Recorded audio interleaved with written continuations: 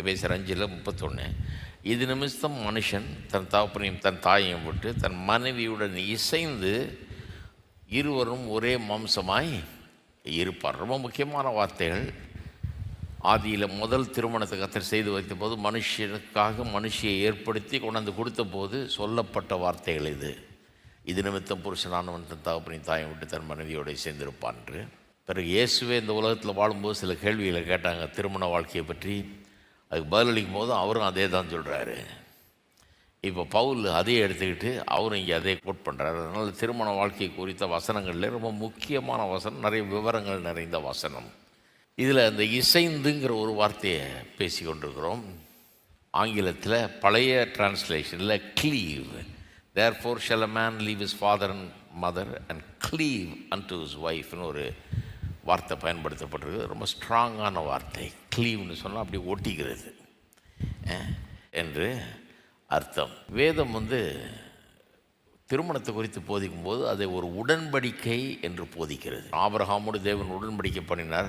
மிருகங்களை வெட்டி ரெண்டாக பிளந்து வைக்க சொன்னார். நடுவில் நடந்து போய்கிட்டு வாக்கு தத்தங்களை கொடுக்குறாரு. அவர் ஏன் வெட்டி பிளந்து வைக்கப்பட்ட மிருகங்களுக்கு நடுவில் நடந்து சென்று வாக்கு கொடுக்குறாரு?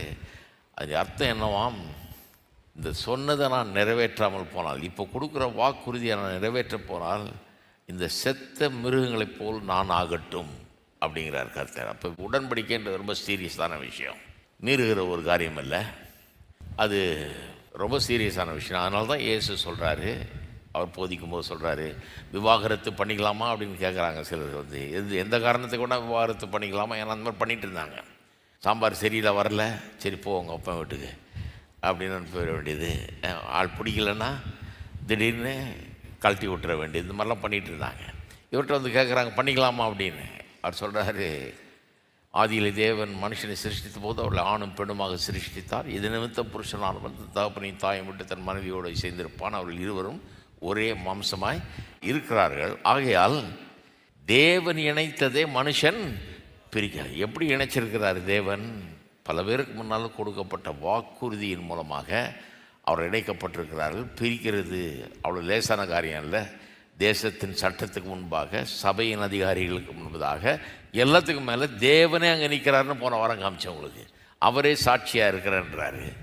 ஆகவே தேவன் இப்படி இணைத்ததை, இப்படி சேர்த்து வச்சதை எப்படி சேர்த்து வச்சிட்டார்? உடன்படிக்கையின் மூலம் சேர்த்து வச்சிட்டார். அப்போ அது பிரிக்க முடியாத விதத்தில் ரெண்டு பேரும் இசைந்திருக்கிறார்கள் என்பதை தான் சொல்ல வருகிறார்.